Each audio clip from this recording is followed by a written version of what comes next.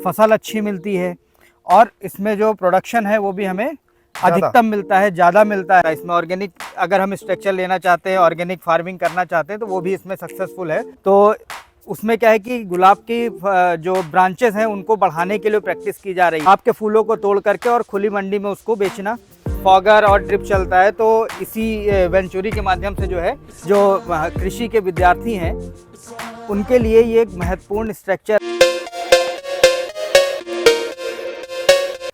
नमस्कार दोस्तों, स्वागत है एक और नई वीडियो में। आज की ये जो वीडियो है थोड़ी सी खास है।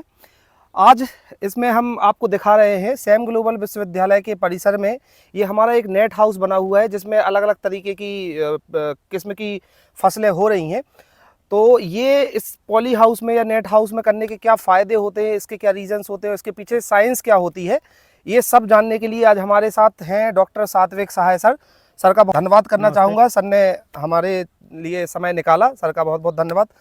सर सबसे पहले तो ये बताइए कि ये जो पूरा ये स्ट्रक्चर देख रहे हैं इसमें और ये बाहर खेती करने में और इस तरीके की खेती करने में बेसिकली अंतर क्या होता है? देखिए सर, ये जो स्ट्रक्चर है इसको नेट हाउस स्ट्रक्चर कहा जाता है और ये प्रोटेक्टेड कल्टीवेशन का एक हिस्सा है। ठीक है सर। और जब हम ये जो टोटल हमारा एरिया है ये 26 स्क्वायर मीटर का है और बाहर के इंसेक्ट जो डिजीज़ आती है, इंसेक्ट आता है, उससे इसमें रोकथाम रहती है, फसल अच्छी मिलती है और इसमें जो प्रोडक्शन है वो भी हमें अधिकतम मिलता है, ज़्यादा मिलता है।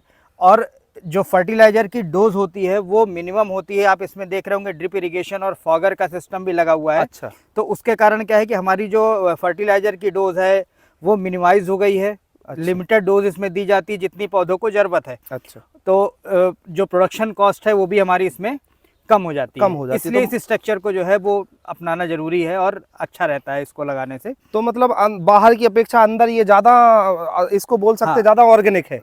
ऑर्गेनिक भी कर सकते हैं बट ये हमारा ऑर्गेनिक नहीं है। ऑर्गेनिक भी किया जा सकता है इसमें। ऑर्गेनिक अगर हम स्ट्रक्चर लेना चाहते हैं, ऑर्गेनिक फार्मिंग करना चाहते हैं तो वो भी इसमें सक्सेसफुल है। अच्छा। उसको भी किया जा सकता है। अच्छा। अभी आप जैसे जो क्रॉप देख रहे हैं ये हमारी लगभग 45 से 50 दिन की क्रॉप है। अच्छा। और आज से 10 दिन 15 दिन पहले से जो है इसमें जो हमारी फसल जो है वो टूटना स्टार्ट हो गई और लगभग 250 से 300 kg यानी 3 कुंटल के आसपास की फसल जो है वो हमारी डेली इसमें से निकलती है और उसको हम मार्केट में सेल करते हैं। हमारे यूनिवर्सिटी में भी उसको जो है यूज़ किया जाता है। अच्छा। सर अभी जैसे देख रहे हैं इसमें खीरा लगा हुआ है, काफ़ी अच्छी मात्रा में अच्छी साइज में खीरा यहाँ पे अभी ये फसल है। तो ये मतलब ज़्यादा इफेक्टिव होगा बाहर खेती करने की अपेक्षा। हाँ, अंदर इस वैरायटी का नाम है, इसको हम लोग इंग्लिश कुकुम्बर के नाम से जानते हैं। अच्छा, ये इंग्लिश कुकुम्बर है ये। अच्छा। आप बाहर जो खीरा होता है उसमें आप देखते होंगे कि थोड़ा सा हल्का ग्रीन कलर का उसमें लाइंस होती हैं। अच्छा। और ये आपको एकदम प्लेन और चिकना दिखाई देगा, इसीलिए इसका नाम इंग्लिश कुकुम्बर है। अच्छा। और ये हाइब्रिड वैरायटी है। आप अगर इसका मार्केट वैल्यू देखेंगे तो जो सामान्य खीरा होता है, जो देसी खीरा होता है जिससे फार्मर बाहर लगाता है या ओपन फील्ड में जिसकी कल्टीवेशन की जाती है, हाँ। उससे इसका प्रोडक्शन भी ज़्यादा होता है और इसकी मार्केट वैल्यू जो होती है वो भी ज़्यादा होती है। अच्छा। अगर वो खीरा मार्केट में 20 रुपए में है तो इस खीरे का रेट जो है 25 जो है लगभग 35 से 40 रुपए के आसपास का रहता है। अच्छा। तो मतलब ये खीरा जो है अगर इंग्लिश कुकुम्बर का वो किया जाता है तो नेट हाउस के अंदर ही इसको करना सक्सेसफुल है। अच्छा। बाहर इस वैरायटी को ग्रो करना मुश्किल है। ये हमारी वेंचुरी है जिसके माध्यम से हमने अभी बताया कि फॉगर और ड्रिप चलता है। तो इसी वेंचुरी के माध्यम से जो है वो अंदर की तरफ दोनों तरफ वो पानी जो है लाइन के थ्रू जाता है। अब इसमें हमें सबसे अच्छी चीज़ ये रहती है कि हम फर्टिलाइज़र भी यहीं से जो है उसको वेंचुरी के थ्रू जो है पौधों तक पहुँचा देते हैं। और 10,000 लीटर की ये हमारी जो है वाटर होल्डिंग कैपेसिटी है। इसको हम स्टोर करके 10,000 लीटर पानी जो है वो इसमें रखते हैं। उसी के आगे का ये स्ट्रक्चर है प्रोटेक्टेड कल्टीवेशन में। दूसरा जो स्ट्रक्चर होता है वो होता है पॉली हाउस का। और पॉली हाउस स्ट्रक्चर में हमारे यहाँ पे देखिए गुलाब के जो है वो कल्टीवेशन किया गया है। इसमें भी ड्रिप इरिगेशन और मिस्टर का यूज़ किया गया है टेम्परेचर को कंट्रोल करने के लिए। अब इस स्ट्रक्चर में और जो नेट हाउस स्ट्रक्चर उसमें थोड़ा सा अंतर होता है। ये आप देख रहे होंगे ये पूरी तरह से कवर्ड है और इसमें वेंटिलेशन कम है। इसमें क्या है टेम्परेचर अधिक हो जाता है और ये फूलों की खेती के लिए सबसे अच्छा माना जाता है इस स्ट्रक्चर को। अभी हमारे यहाँ पे जैसे लगभग 30 से 40 केजी जो है, ये स्ट्रक्चर भी हमारा जो है 2500 स्क्वायर मीटर का है, और डेली जो है वो हमारा जो है लगभग 10 से 12 केजी जो है गुलाब के फूल जो है वो मार्केट में सेल आउट होते हैं पर डे पे। आप इसमें अभी देख रहे हैं कि हमारी प्रैक्टिसेस चल रही हैं जिसको हम बेंडिंग बोलते हैं। तो उसमें क्या है कि गुलाब की जो ब्रांचेस हैं उनको बढ़ाने के लिए प्रैक्टिस की जा रही है। अभी जो मतलब गुलाब को दो तरह से मार्केट में बेचा जा सकता है, या उसकी जो मार्केट वैल्यू वो दो तरह से बनती है।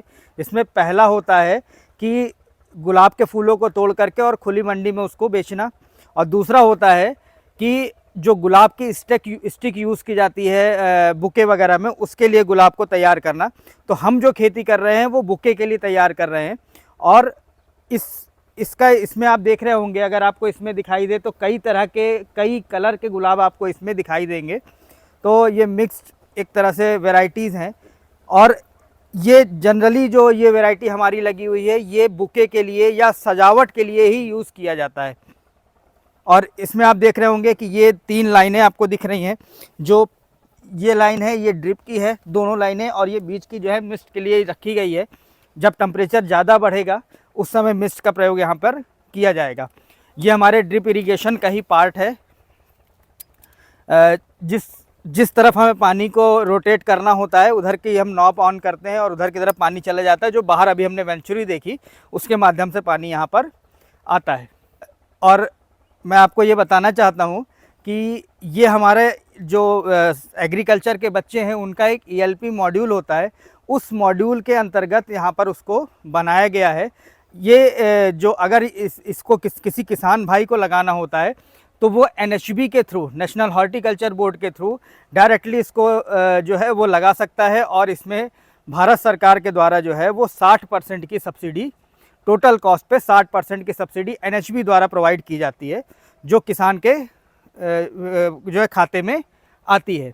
और लगभग इस स्ट्रक्चर को अगर हम 2600 स्क्वायर मीटर की बात करेंगे तो लगभग इसमें 40 से 42 लाख का खर्च होता है, जिसमें 60% की सब्सिडी उसको मिलती है, किसान को प्राप्त होती है। आज जो कृषि के विद्यार्थी हैं उनके लिए ये एक महत्वपूर्ण स्ट्रक्चर है, क्योंकि आज ICAR में भी 16 कमेटी लागू हो गई है। नई नई तकनीकें कृषि में आ रही हैं, आए दिन उसमें परिवर्तन आ रहे हैं। तो बच्चों को जो है वो हैंड्स ऑन ट्रेनिंग की ज़रूरत पड़ती है। तो हैंड्स ऑन ट्रेनिंग के लिए जो है हमारी यूनिवर्सिटी ने ये व्यवस्था की है कि बच्चे को कहीं बाहर ना जाना पड़े, उसको आधुनिक जो खेती है उसके बारे में भी पता चले, और साथ साथ हम ट्रेडिशनल खेती भी बच्चों को दिखा रहे हैं, सिखा रहे हैं, और उसके साथ में ये आधुनिक खेती भी बच्चा सीख रहा है।